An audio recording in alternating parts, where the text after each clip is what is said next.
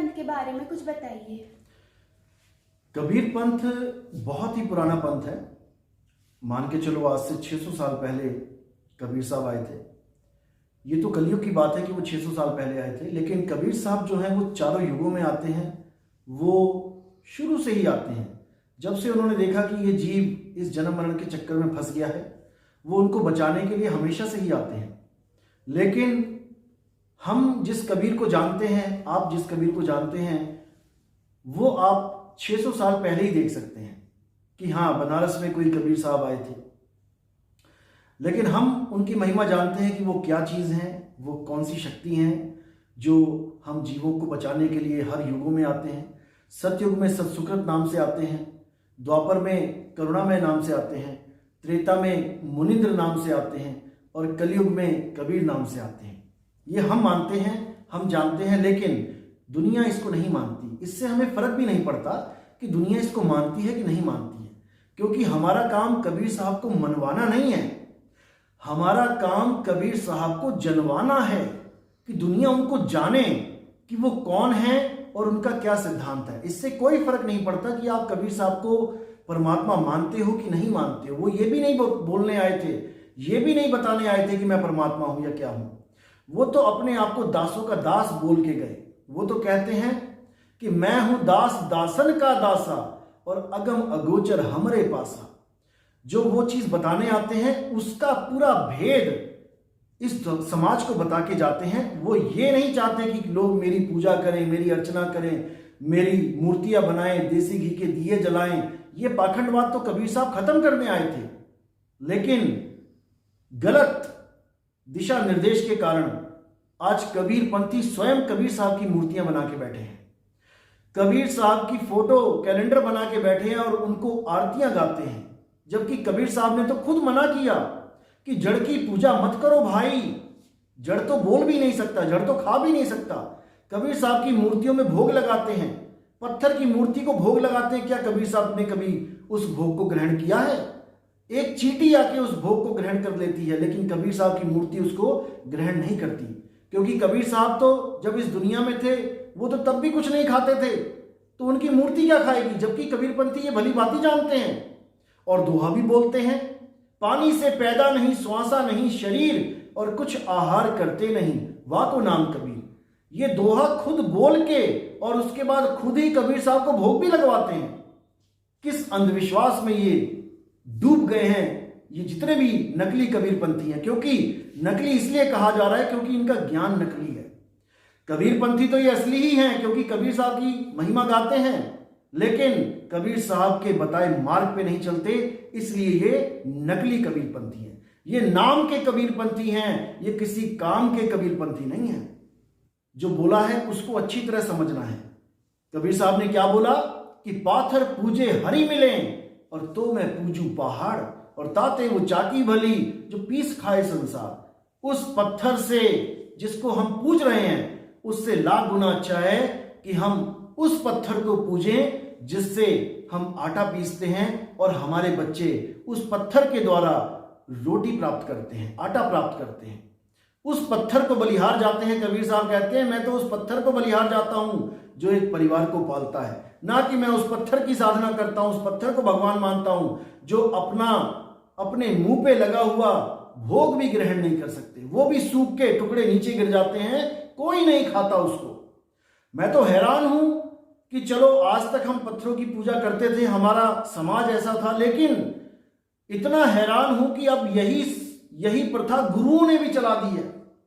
गुरु भी अपनी मूर्तियां बनवा के, अपनी फोटो बनवा के अपने शिष्यों के घरों में रख देते हैं और कहते हैं अब इनको भोग लगाओ।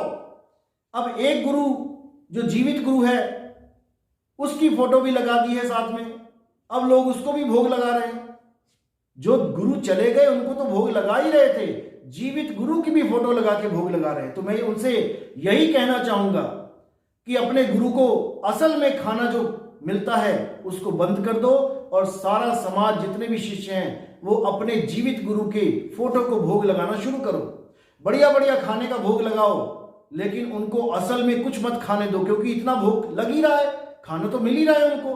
क्योंकि जब पुराने गुरु जो गुरु इस शरीर को छोड़ के जा चुके हैं, जब वो भोग वहां तक पहुंच सकता है, वो रोटी वहां तक पहुंच सकती है, तो जीवित गुरु तक क्यों नहीं पहुंच सकती?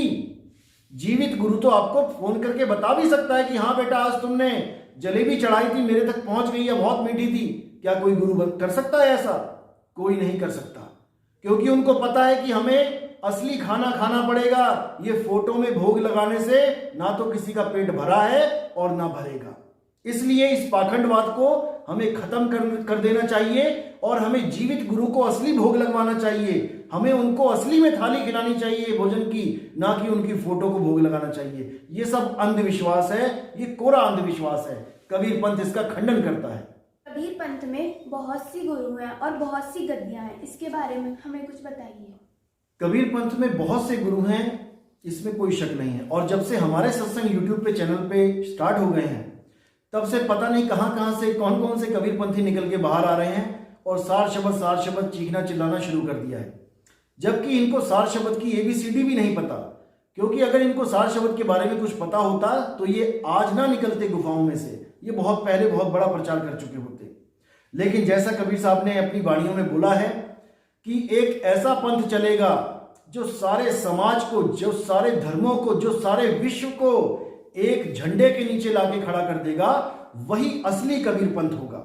उसके अलावा जितनी भी गद्दियां चल रही हैं, आज तक जितनी भी चलती आ रही हैं, वो सब ज्ञानी हैं, लेकिन अधूरा ज्ञान रखने वाले ज्ञानी हैं।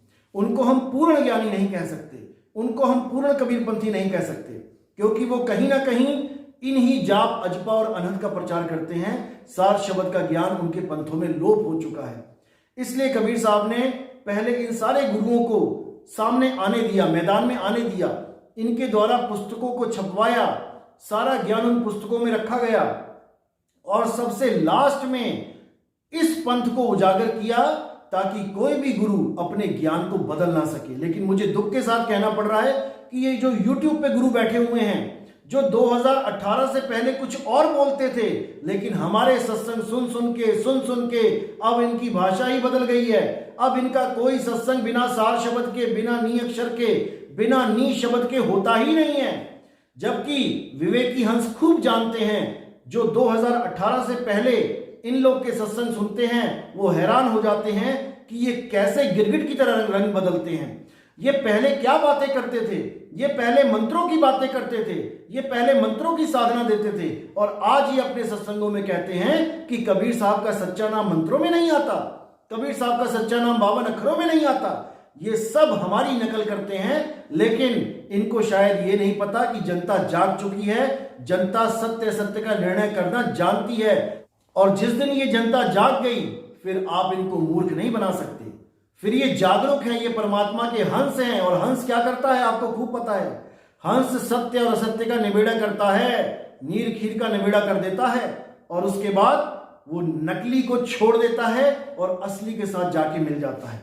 इसीलिए साहब ने बोला कि जब ये पंथ चलेगा तो जितने भी नकली गुरु हैं, ये सब धराशायी हो जाएंगे, इनका ज्ञान फीका पड़ जाएगा, इनके पास कोई ऑप्शन ही नहीं होगी। या तो ये गुरुआई छोड़ देंगे या फिर ये हमारी भाषा बोलेंगे, क्योंकि इसके अलावा इनके पास और कोई चारा ही नहीं होगा। ये सारा ज्ञान ही बदल देंगे। लेकिन जो विवेकी हंस होंगे वो इनके झांसे में नहीं फंसेंगे, और वो सत्य का निर्णय करके इनको छोड़ के सत्य पंथ में आएंगे, और इस पूरे संसार में इतना बड़ा प्रचार करेंगे कि ऐसा प्रचार पूरे संसार में आज तक कभी नहीं हुआ हो। इसके बारे में पूरी जानकारी कबीर साहब के ग्रंथों में दे रखी है, और भी संतों ने इस बारे में बोला है कि एक ऐसा प्रचार होगा जो पूरा विश्व एक झंडे के नीचे आएगा। अब समाज इन अक्षरों के पीछे, इन जात के पीछे, इन नामों के पीछे, भगवानों के पीछे, रंग भेद के पीछे नहीं लड़ेगा, कभी नहीं लड़ेगा।